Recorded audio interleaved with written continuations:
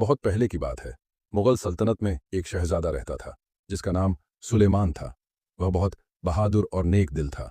उसका पिता बादशाह जलालुद्दीन उसे अपनी सल्तनत का सबसे अक्लमंद और ताकतवर शहजादा मानता था। एक दिन एक बुजुर्ग दरबार में आए और बोले, जहां पना एक सुनहरी मोर है जो इंसानी आवाज में गाता है, मगर उसे एक जादूगर जफर जादूगर ने कैद कर लिया है। बादशाह ने कहा, अगर मुझे वह मोर मिल जाए तो यह मेरी जिंदगी की सबसे बड़ी खुशी होगी। ये सुनकर शहजादा सुलेमान ने कहा, अब्बू जान, फिक्र न करें, मैं वह सुनहरी मोर लाकर ही रहूंगा। शहजादा अपने घोड़े शमशेर पर सवार हुआ और जादूगर के महल की ओर निकल पड़ा।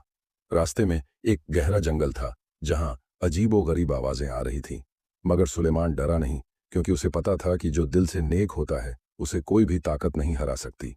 चलते चलते वह एक बड़े काले महल तक पहुंचा जहां जफर जादूगर रहता था। महल की सबसे ऊंची मीनार पर सुनहरी मोर बंद था। सुलेमान उसे लेने आया, मगर जफर हंसने लगा और बोला, अगर तुम मोर चाहते हो तो पहले मेरी 3 आजमाइशों को पार करना होगा। 1. आग का दरिया। जफर ने आग का एक बड़ा दरिया बना दिया और कहा, इसे पार करो। सुलेमान ने देखा कि दरिया के ऊपर पत्थर रखे हुए हैं। वह एक एक करके उन पर चला और दरिया पार कर लिया। 2. आईनों का घर। एक जगह उसने देखा कि वहां सैकड़ों आईने थे जिनमें उसका हजारों अक्स नजर आ रहा था। उसे समझ नहीं आ रहा था कि असली रास्ता कौन सा है। फिर उसे अपनी माँ की बात याद आई, जो दिल से सच्चा होता है उसका रास्ता हमेशा आसान होता है। सुलेमान ने अपनी दिल की आवाज सुनी और सही रास्ता चुन। 3. साए की जंग। आखिरी इम्तिहान में जफर ने एक साए वाला सिपाही बना दिया जो सुलेमान की हर हरकत को कॉपी कर रहा था। शहजादा समझ गया कि अगर वह कुछ न करे तो साया भी कुछ नहीं करेगा। उसने अपनी तलवार नीचे रख दी और साया भी रुक गया। फिर उसने एक पत्थर उठाया और साये के दिल पर फेंका। जादू टूट गया। जैसे ही सुलेमान ने तीनों इम्तिहान पास किए, जफर जादूगर गायब हो गया।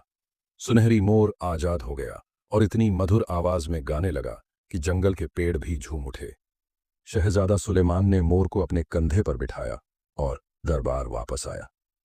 बादशाह बहुत खुश हुआ और कहा, आज से तुम सिर्फ मेरे शहजादे नहीं बल्कि पूरी मुगल सल्तनत के सबसे बहादुर इंसान हो। इसके बाद सुनहरी मोर हर रोज गाने लगा और पूरी सल्तनत उसकी सुरीली आवाज से खुश रहने लगी। सुलेमान की कहानी सदा के लिए अमर हो गई और इस तरह एक बहादुर शहजादे ने न सिर्फ मोर को बल्कि अपने नाम को भी अमर कर दिया।